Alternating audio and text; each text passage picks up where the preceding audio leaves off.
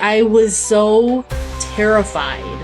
And once again, I could feel like all the little goosebumps on me, and it felt really cold in the bathroom and just really like heavy and dark. And this door is just going back and forth and back and forth, and then it just stopped.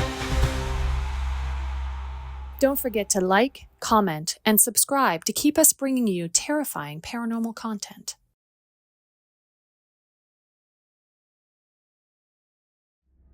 Six months into McKenna's relationship with her paranormal investigator boyfriend, Chris, she decided to move in with him. Chris's historic home took a little getting used to. The house was an old Victorian house, and the inside of it was kind of creepy. The floors were still creaky. The wood was very dark. The ceilings would have been probably like 14-foot ceilings.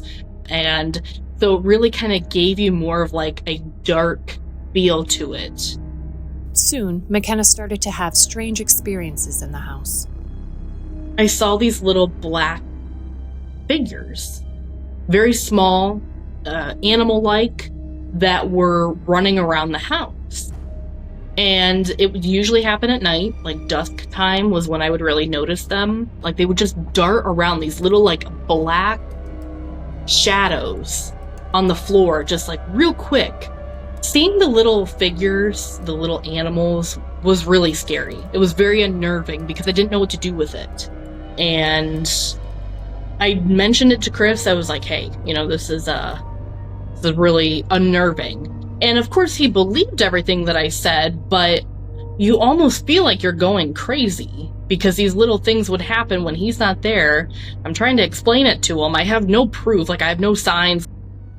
The moment that I really was like, oh, this is more than just my imagination, was I was laying down for a nap and I'm just drifting off to sleep, and I can feel something jump up on the bed, and I feel like the indentations of whatever it was like walking up to me, and I'm just like, oh, kind of sweating a little bit. I could feel it walk up to, my legs. It's like brushing on my legs as it's coming up to me. And then I feel these fingers just like crawling down my back.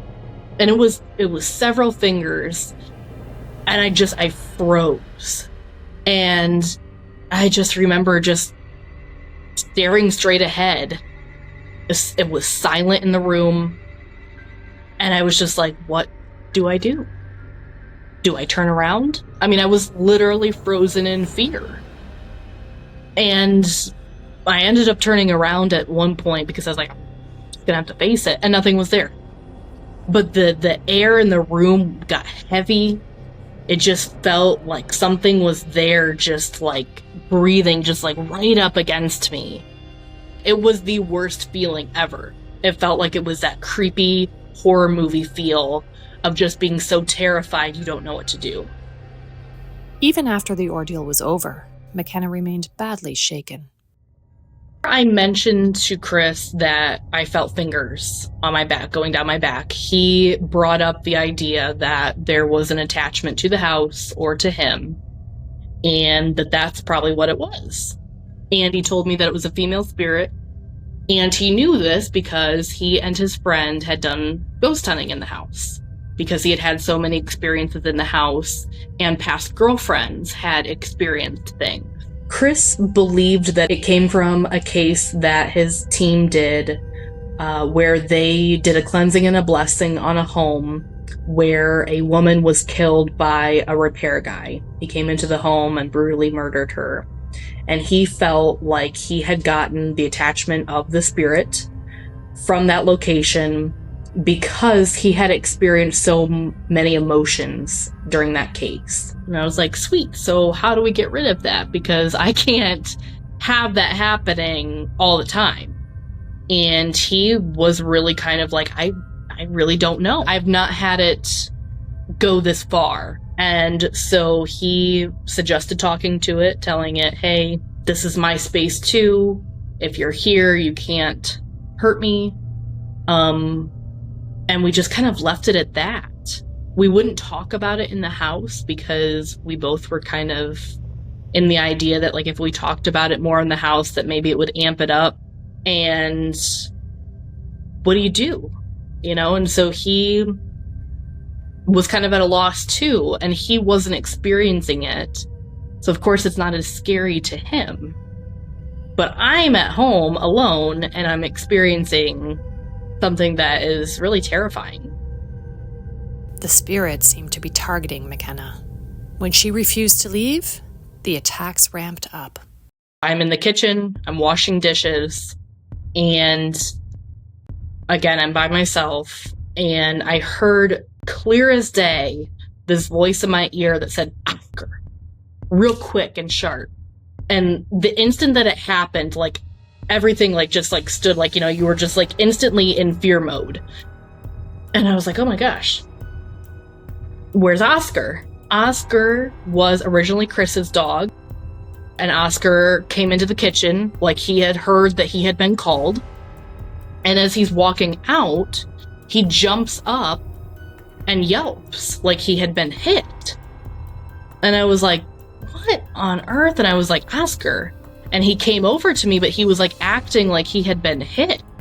I thought it was really interesting that it moved from me to the dog because I'm such an animal lover. And it was almost like, oh, here's something that you love, let me hurt it and see what you think. And then, of course, me, you feel helpless. That was a really big moment for me. Something has got to give. I really wanted something to happen in the house where whatever was there would go away. Whether that be some type of blessing, whether that be us moving. And Chris made it pretty apparent that first off, we couldn't move. And second off, it was probably attached to him. I was concerned that maybe, like, we weren't going to be able to be together because he didn't know how to get rid of it. And, if this truly is attached to him, it certainly was not a fan of me. And every time that I would turn around, it was like there was a new occurrence happening in the house. And he used to always tell me, I will always protect you. Like, you'll never have to be afraid of anything. Like, no matter whether it's, in human form or spirit form, like, I will always protect you. But in this moment, you're not protecting me. Every time that I go home, I feel as though I'm under attack, and the house became very negative. I was just so frightened that I really, I was sleeping with lights on. I had nightlights set up everywhere. I would get to the point where I would ask him to walk me to the bathroom in the middle of the night, because the bathroom was on the very far end of the house, because things would happen. One night, McKenna awoke from her sleep. Not wanting to disturb Chris, she decided to venture into the bathroom alone. Get up, I go to the bathroom, and I close the door. And the house was old enough that to close the bathroom door, you had to also, like, eye hook the top of it. And so I lock it, and I was going to the bathroom, and I notice that I hear the door kind of moving back and forth. And then it started getting a little bit stronger, to the point where the handle is kind of like moving. Like, I can see it. I was watching it, and I see the handle kind of turning, and then it starts like really shaking. The door goes back and forth, so much so that the little eye hook at the top comes undone, and then that's moving around. I was so awake in that moment because I was so scared that I didn't know what to do. I was so terrified. And once again, I could feel like all the little goosebumps on me, and it felt really cold in the bathroom and just really like heavy and dark. And this door is just going back and forth, and then it just stopped.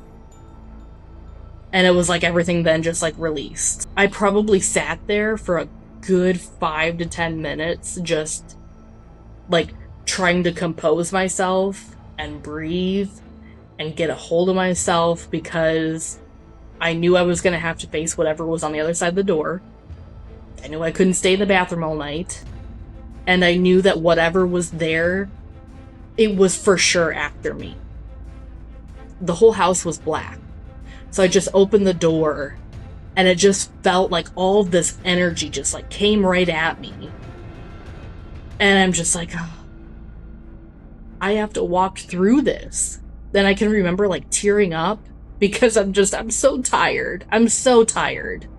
I'm tired of it happening. I'm tired physically. And I knew that I was going to have to face it. I knew that if I wanted it to stop, I was going to have to do something.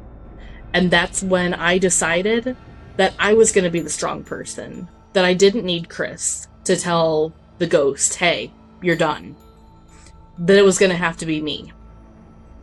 And I, in the strongest voice that I could conjure up, I told the spirit that if it was going to stay there, it could no longer scare me. It could no longer harm me. It could no longer touch me. And it could no longer touch my dog. And I went through each room and I said the prayer and I told the spirit, enough is enough. I'm going to stay here. You're not kicking me out. And I told the spirit that if you're attached to Chris, that's fine, but that he and I were going to continue a relationship. And as crazy as all of that sounds, it actually worked. After the confrontation, the energy changed in the house. I noticed it pretty quickly. It didn't feel as heavy, didn't feel as negative. It kind of felt like it was just at bay. And I was okay with that. I was like, okay, I can handle that. You know your spot, I know my spot. I didn't try to talk to it. I didn't try to do anything that would provoke it. And I noticed that the events were less scary. I would still see the animals running around, but it wasn't as intense. It wasn't like this burst of adrenaline that you feel when this happened. It would just kind of casually happen. Today, McKenna is a paranormal investigator and works with one of Chris's closest friends. Thank you so much to McKenna. Your story shook us to the core.